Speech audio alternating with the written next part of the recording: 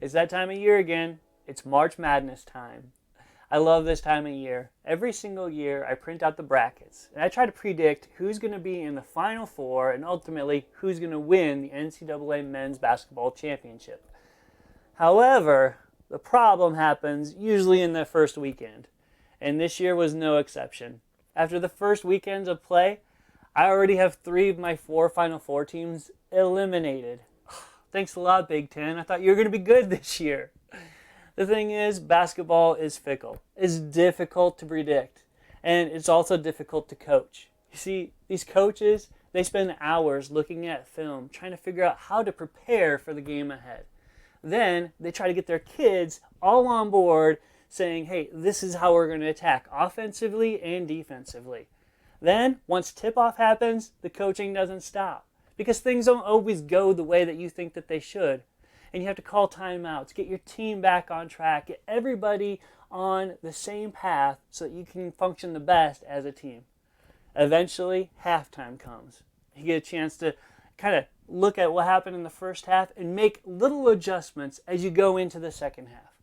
Then, once the second half happens, you have to have more timeouts because your team starts to get tired as the game goes on. And you want to keep them fresh so they're strong for that final stretch until that final buzzer. And hopefully at that point, you have the lead and you end up winning the game. See, the thing about a basketball game is it actually mirrors a lot what our Christian lives should look like.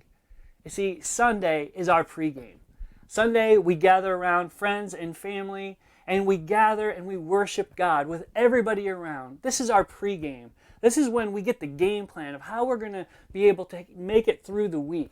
Then, all of a sudden, what do you know? The game starts. Monday, you're off to work. And things happen at work, and you may need a timeout or two. See, timeout for Christians means, hey, I need to stop what I'm doing. I need to go to God in prayer because He's the ultimate coach.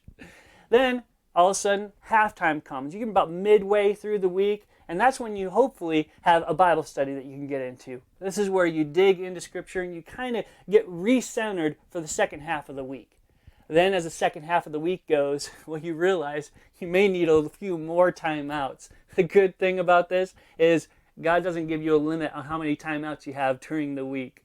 And then by the end of the week, hopefully you can stay strong to the end of the week. And guess what? Sunday's right around the corner to get you revived and ready for the next week's game. See, this is a way I love to think about our Christian walk, through basketball terms. I hope you enjoyed it as well, and I hope you enjoyed the NCAA basketball tournament as much as I do.